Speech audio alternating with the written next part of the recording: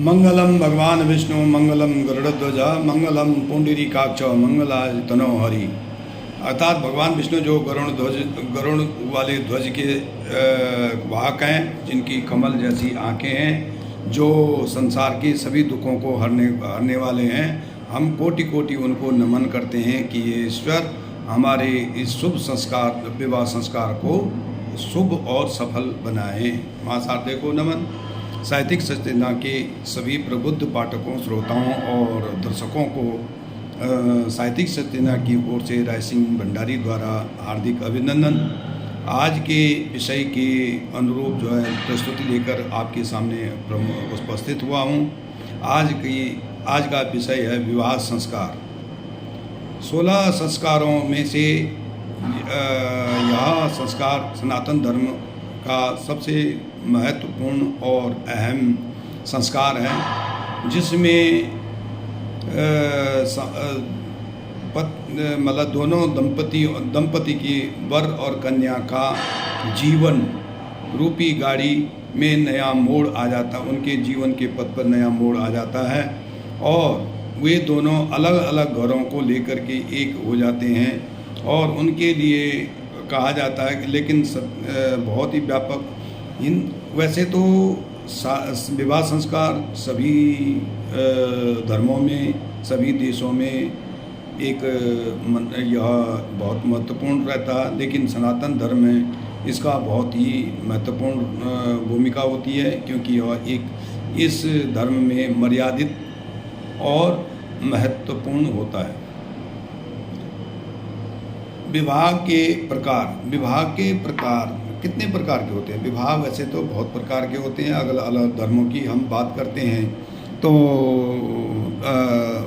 निकाह भी होता है, मैरिज होती है, वेडिंग होती है, और अन्य भाषाओं में अन्य तरह के बहुत कुछ इसमें इनका नाम होता है। लेकिन अगर हम हिंदू धर्म की बात करें, सनातन धर्म की बात करें, तो इसमें पाणी ग्रहण, विवाह संस्कार, परिणय सूत्र बंधन, या ये इस प्रकार के नामों से इसको जाना जाता है। लेकिन इसमें विवाह संस्कार में भी कई तरह के प्रकार होते हैं, कई प्रकार के ये विवाह होते हैं, जैसे ब्रह्म विवाह, देव विवाह, आर्ष विवाह, प्रजापत्य विवाह, गंधर्व विवाह, असुर विवाह, राक्षस विवाह और पिशाच विवाह। यानी प्रत्येक प्रकृति के अनुसार जो है अलग अलग विवाह ये मनाए जाते हैं, संस्कार होते हैं। जैसे इन चारों में तो बहुत अति उत्तम और शुभ होते हैं, जिसमें कि सभी पक्षों का और सारे परिवार और समाज जो है एकत्र होकर के इसमें रहता है। 5वां जो गंधर्व विवाह होता है, गंधर्व विवाह में पति पत्नी दोनों जो महिला और पुरुष हैं उनकी आपसी सहमति होती है। किसी परिस्थितिवश अगर उनके माता पिता नहीं रहते हैं तो वो विवाह कर सकते हैं। जैसे आजकल जो है प्रेम विवाह और न्यायालय विवाह प्रचलित हुआ पड़ा है। बाकी असुर विवाह, दैत्य विवाह और राक्षस विवाह जो हैं ये एक बलपूर्वक किसी के बिना सहमति के से होकर होते हैं, जिनका कि समाज में इनका कोई महत्व नहीं रहता है।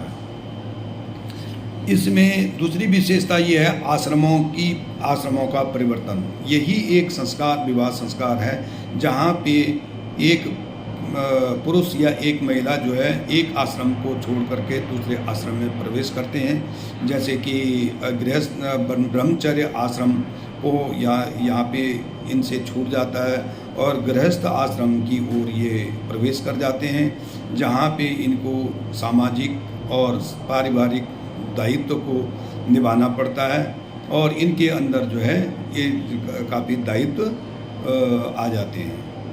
और इस प्रकार से हम कहते हैं कि इनमें 7 फेरों का महत्व। सनातन धर्म में केवल सनातन धर्म ही एक ऐसा विवाह संस्कार है जहाँ पे कि अग्नि को साक्षी मान करके दोनों दंपति जो हैं 7 फेरे लेते हैं और 7 वचन जीवन के सुखी और संपन्न बनाने के लिए 7 फेरे लेते हैं और 7 वचन लेते हैं। जो कि उनको पूरी जीवन भर पूरा करना पड़ता है। विवाह का सनातन धर्म में अविकल्प का माने इसका कोई विकल्प नहीं। जैसे अन्य धर्मों में डाइवोर्स है, तलाक है, या बहुत सारी ऐसे आपसी मनमुटाव, आपसी मतभेदों के कारण इनके संबंध भी टूट जाते हैं।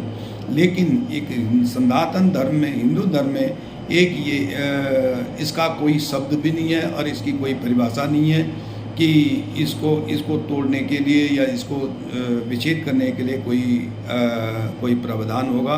हाँ, आजकल प्रायः जो है लड़के और लड़कियां जिनको आपस में आज की जीवन शैली पसंद नहीं आती है, तो वे जो है न्यायालय और कानूनी प्रक्रिया के द्वारा इसको विच्छेद कर देते हैं।